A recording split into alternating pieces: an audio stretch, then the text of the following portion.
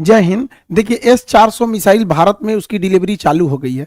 इसके बारे में समझते हैं ये किस तरह टारगेट को हिट करता है और इसके एक रेजिमेंट में कितनी बैटरी होती है, कितने लॉन्चर होते हैं, कितने ट्यूब और टोटल कितनी मिसाइलें होंगी और किस किस एरिया को ये कवर करेगा।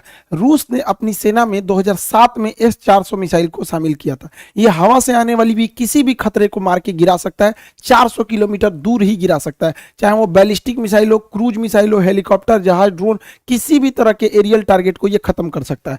2018 में व्लादिमीर पुतिन का भारत में जब दौरा हुआ तो उस दौरान भारत ने 40,000 करोड़ की लागत से S-400 एयर डिफेंस मिसाइलों को खरीदा था। इसमें टोटल 5 रेजिमेंट को शामिल किया गया। 5 रेजिमेंट के लिए ये सौदा किया गया था।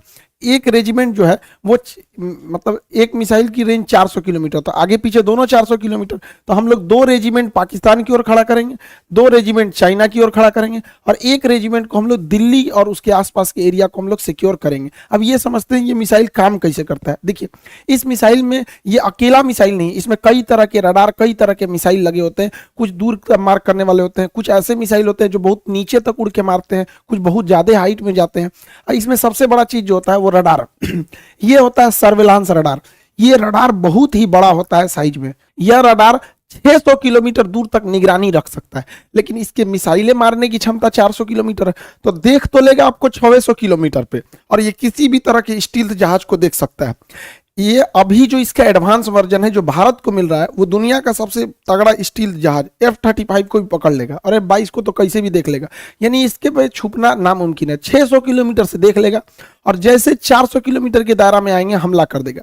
ये क्या करता है, 80 टारगेट को एक साथ देखता है, लेकिन ये हमला नहीं करता है। जब देख लेता है कि ये 400 किलोमीटर के दायरे में आ गए तो ये बता देता है फायर कंट्रोल रडार को।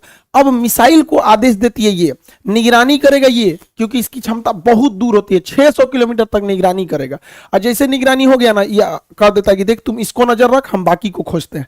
तो ये स्वतंत्र है और फायर कंट्रोल के लिए ये रडार होता है और यही आदेश देता है मिसाइल को जाके मारने के लिए। जैसे ये जहाज आ रही है, यहाँ पे मिसाइल आ रही है, यहाँ ड्रोन आ रहा है, तो क्या करेगा, सबसे पहले ये रडार पकड़ लेगा सबको और ये बताएगा फायर कंट्रोल रडार को, और फायर कंट्रोल रडार सब पे नजर रख लेगा।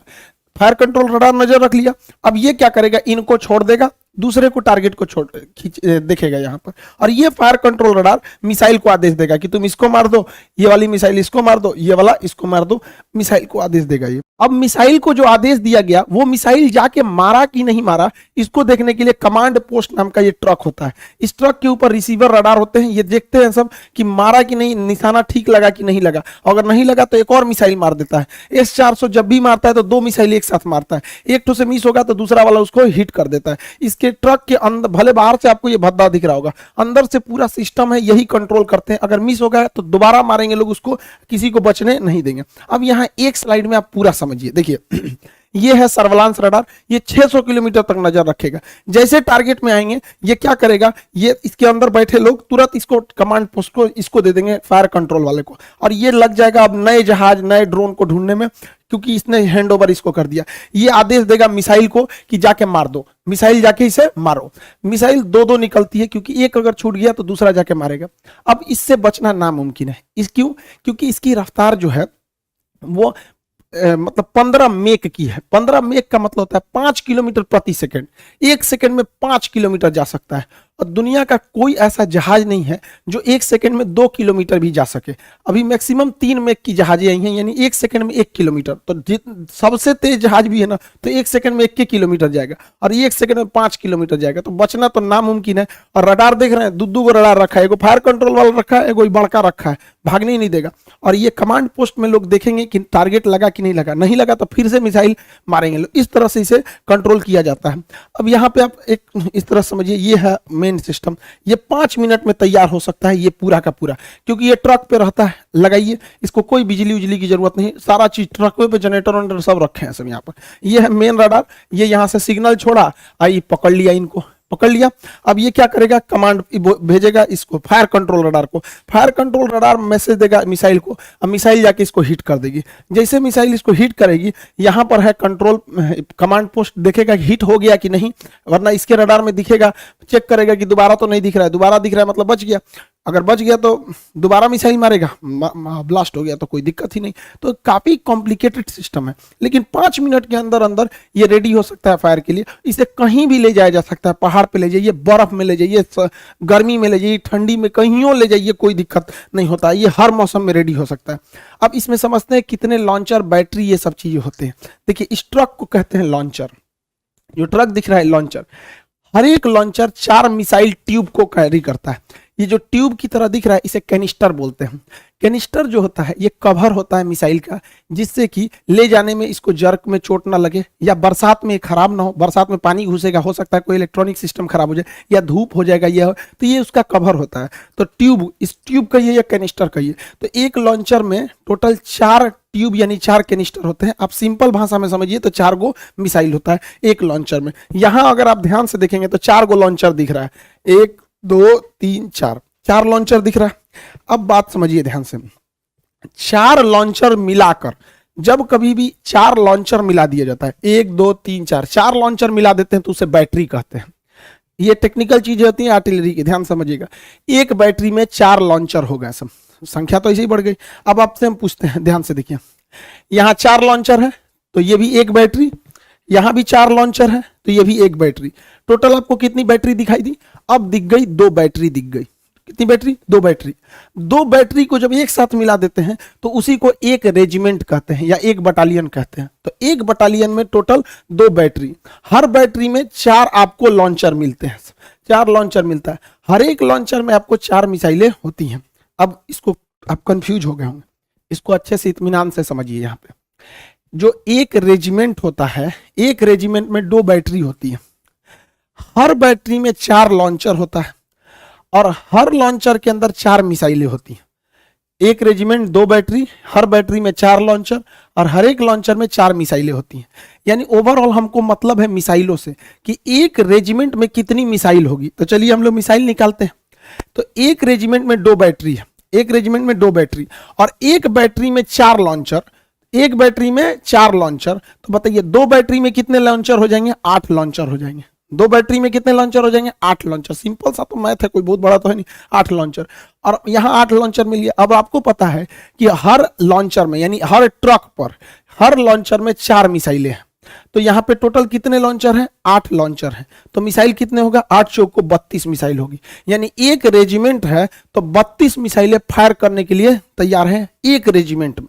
और भारत ऐसा 5 गो रेजिमेंट खरीद रहा है, तो 32 में 5 का गुणा करेंगे तो 160 गो मिसाइल रेडी टू फायर होंगी। 160, और हर मिसाइल का रेंज 400 किलोमीटर। तो पूरे एरिया को सेव कर लेंगे सब यहाँ पर। इसके अलावा भारत 1000 एक्स्ट्रा मिसाइल खरीद रहा है। अब आप कहेंगे एक्स्ट्रा क्यों? तो आप बंदूक खरीदते हैं एगो और गोली खरीदते हैं ज्यादा। तो भारत भी तो लॉन्चर खरीदा है, कितना टोटल लॉन्चर? 8 गो। तो लॉन्चर तो भाई लॉन्चर का रहे 8 नहीं, लॉन्चर टोटल मिसाइलें जो हैं लॉन्चर के साथ 160 गो हैं मिसाइलें, ट्यूब है। जब वो फायर कर देंगे तो उसके बाद क्या दिक्कत है? वहां पे ट्यूब बदल देंगे। जैसे देखिए यहाँ समझिए, ये आपको पूरी 1 लॉन्चर, 2 लॉन्चर, 3 लॉन्चर, 4 लॉन्चर, यानी एक बैटरी हो गया। मान के चलिए ये फायर कर दिया तो खाली हो गया, तो रूस थोड़े जाना होगा। 1000 हम लोग एक्स्ट्रा लाए हैं, इसे जेसीबी लाएंगे फिर लाद देंगे, उस पर फायर करेगा। जैसे बंदूक खरीदते हैं, इतना गोली खरीद लेते हैं, बंदूक खत्म हो गया फिर गोली भर दीजिए। तो एक्स्ट्रा गोली रखते हैं ना, तो हम लोग एक्स्ट्रा 1000 मिसाइल रखे हैं। सोचिए कितना तगड़ा सिस्टम हो जाएगा ये पूरा सिस्टम। ये S-400 सिस्टम किसी भी दूसरे देश से अब तक दुनिया में इससे तगड़ा कोई नहीं है। इसकी सबसे बड़ी खासियत क्या है? ये वर्टिकल लॉन्च करता है, यहाँ से मिसाइल निकलेगा। अब ये स्वतंत्र है किसी भी डायरेक्शन में जाने के लिए, इधर भी चला जाएगा, इधर भी चला जाएगा, सीधे भी चला जाएगा। वही अगर अमेरिका का थर्ड की बात करेंगे या फिर पेट्रियट मिसाइल की, तो ये वर्टिकल है, ये इस तरह तिरछा झुकी रहती है, तो इधर ही मार सकती है। उधर मारने के लिए उस साइड में ट्रक लगाना पड़ेगा। तो एक तो सबसे पहला ड्रॉबैक इसका ये हो जाता है। भारत को ये जो मिला है ये सबसे लेटेस्ट वर्जन मिला है। S-400 लेटेस्ट वर्जन भारत को मिला है, जबकि चाइना को भी रूस ने S-400 दिया है, लेकिन S-400 चाइना के पास नहीं है। पैसा लिया गया है S-400 का। चाइना चूंकि MTCR का सदस्य नहीं है, मिसाइल टेक्नोलॉजी कंट्रोल रिलम का सदस्य भारत है, चाइना नहीं है। जो इसका सदस्य नहीं रहता है उसे आप 300 किलोमीटर से ज्यादा मारक क्षमता की मिसाइलें नहीं दे सकते। तो रूस जो उसे S-400 दिया है, तो पैसा लिया है S-400 का, अब मिसाइल दिया है S-300 ही मिसाइल दिया, तो उसकी मिसाइलों की क्षमता 300 किलोमीटर है, हम लोग की मिसाइलों की क्षमता 400 किलोमीटर, क्योंकि हम लोग जो है MTCR के हैं। दूसरा, उसका 2010 वाला मॉडल है, हम लोग का 2021 वाला 20 वाला मॉडल है, एकदम लेटेस्ट। तो ऑटोमेटिक आप सोचिए ना, 10 साल पुराना मोबाइल और अभी के मोबाइल में कितना चेंजिंग आ जाएगा। तो हम लोग एकदम लेटेस्ट है। और रूस अपने लिए बनाया है S-500, तो S-500 को शामिल होते होते 2030 आ जाएगा। तो उतना देर तक वेट तो कोई करेगा नहीं, इसकी मारक क्षमता और खतरनाक हो जाएगी। तो हम लोग अभी एकदम लेटेस्ट वर्जन पर चल रहे हैं लोग। अब समझते हैं ध्यान से आगे से। भारत, ये S-400 है, ये लॉन्ग रेंज वाला है। भारत की प्लानिंग क्या है कि हमें छोटे ड्रोन से बचने के लिए आयरन डोम टाइप का रॉकेट चाहिए। ये सस्ते होते हैं, धड़ाक से मार के गिरा देते हैं, छोटे ड्रोन वगैरह के लिए। और मीडियम दूरी के लिए हमारा आकाश है ही है।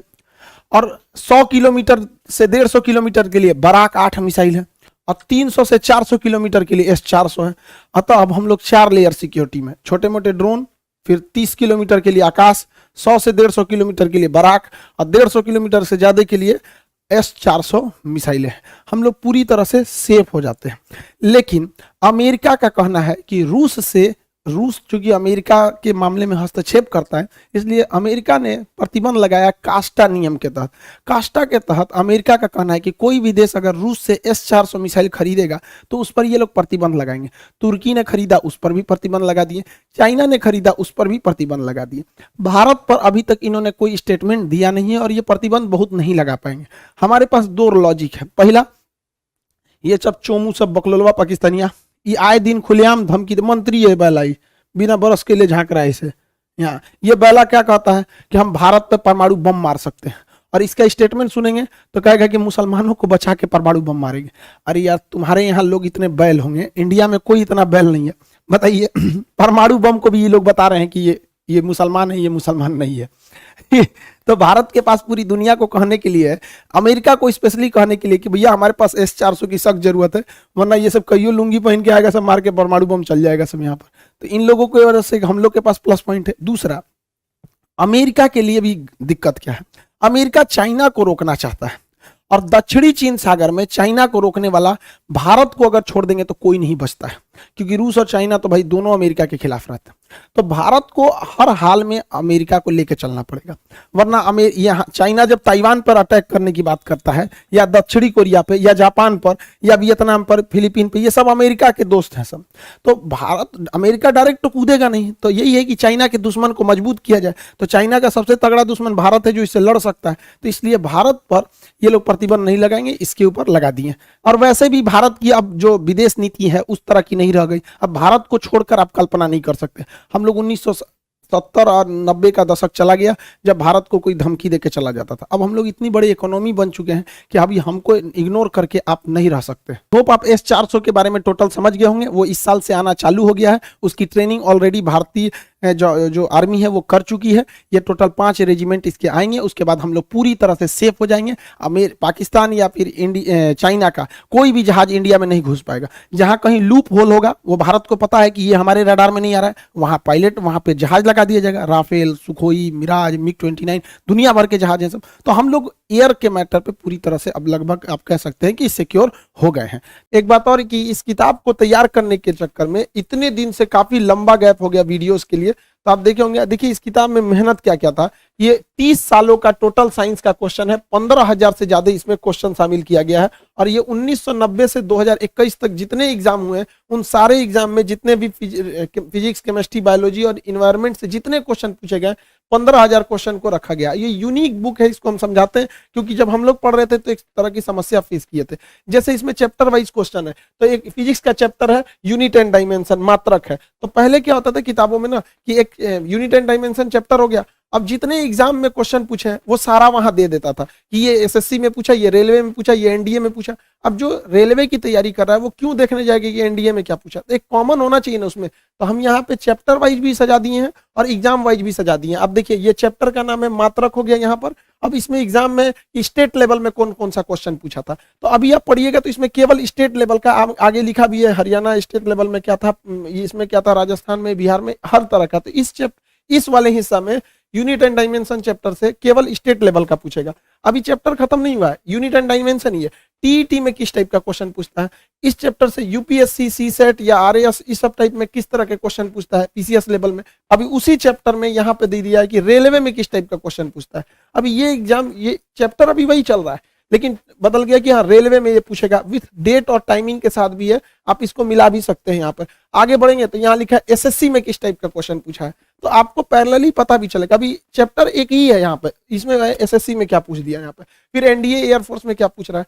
तो ये एग्जाम चैप्टर वाइज भी है और अलग अलग एग्जाम के लिए अलग अलग कैटेगराइज किया गया ताकि लड़कों को दिक्कत नहीं होगा। दूसरी एक और प्रॉब्लम हम लोग फेस करते थे जब पढ़ते थे, तो आंसर या तो लास्ट में देता था तो काफी असकत लगता था, और पास में देता था तो आदमी देख लेता था। इसलिए इसमें आंसर को हम साइड में दिए हैं यहाँ पर। इसका आंसर की कई लोगों को लग रहा है कि है ही नहीं है, यहीं पे दिया है बगल में, आप एक बार में चाहे तो ढकना चाहे तो ढक सकते हैं। अगर नीचे देते थे तो एक प्रॉब्लम आता था, लड़का ढकने के चक्कर में उसको देख लेता था, फिर उसको अच्छे से रिवीजन नहीं हो पाता था।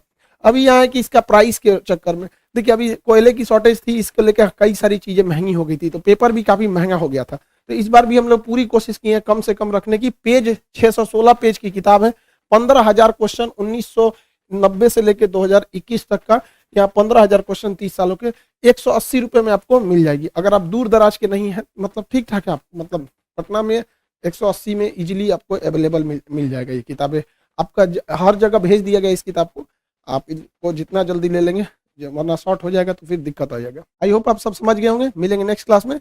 जय हिंद।